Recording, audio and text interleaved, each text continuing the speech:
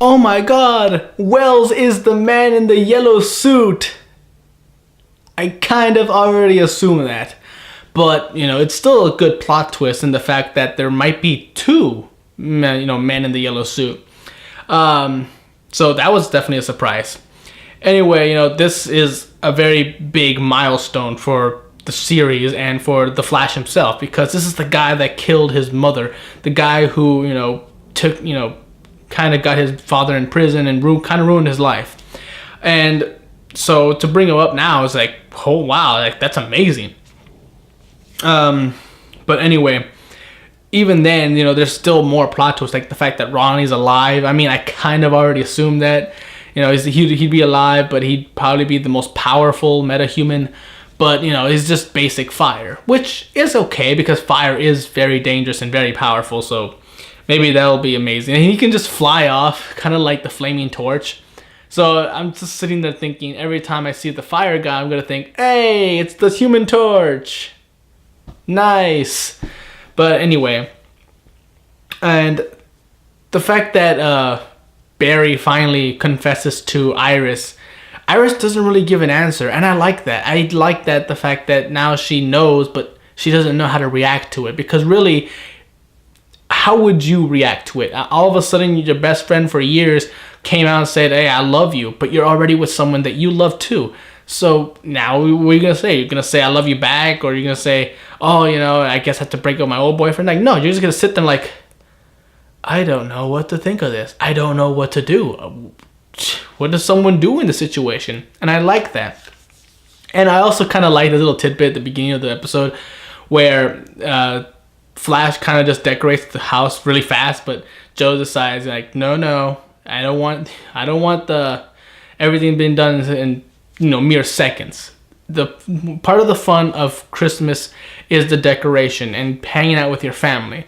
And I like that. It's like so many people actually, try to decorate the whole house in a single day. And it's just like they're tired, they're angry, they're frustrated. It's like, oh, damn it, it took so long to decorate this. Like, why didn't you just take your time? I mean, it's weeks before Christmas or days before Christmas.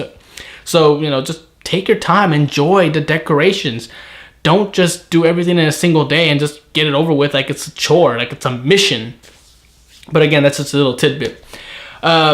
Anyway, the fight with the man in the yellow suit was nice, but again, they're going so fast that I can't see anything. That's kind of the downfall of speedsters. I mean, they're able to fight at super high speeds, but to us normal people, all we see is blurs. Oh wow! I think Flash is winning. No, the man in the yellow suit. Wait, now they're over there. Did they throw a kick? I don't know. But again, maybe they're gonna wait until like the final episode to actually show us a decent choreographed fight between these two. At least I'm hoping. Anyway, though, I will say it's interesting that the man in the yellow suit didn't kill Iris's boyfriend, the cop guy. I'm kind of forgetting his name because he hasn't been that important so far, just except the guy who took Iris from Barry. But now there might be a hint that he's going to play a much bigger role in the series to come, because the man in the yellow suit doesn't kill him. And I'm thinking like, oh man, why didn't he do it? He killed all the other cops. Why not him? Maybe he's, plays a more important role. Maybe he's important to the man in the yellow suit in the future. Because my theory is that the man in the yellow suit, at least the second one, is Wells from the future. Because after he gets this, tachyon, prototype or whatever, and he puts it on the suit, I'm thinking, they allow people to run faster than the speed of light. I'm thinking, oh my god, there's a theory that if you go faster than the speed of light, you're able to time travel. So I'm thinking that's what he did. And now with the tachyon thing, attached to his suit, he's able to, time travel, go back in the past and make sure everything goes the way it's supposed to. Or maybe, go to the future, stuff like that.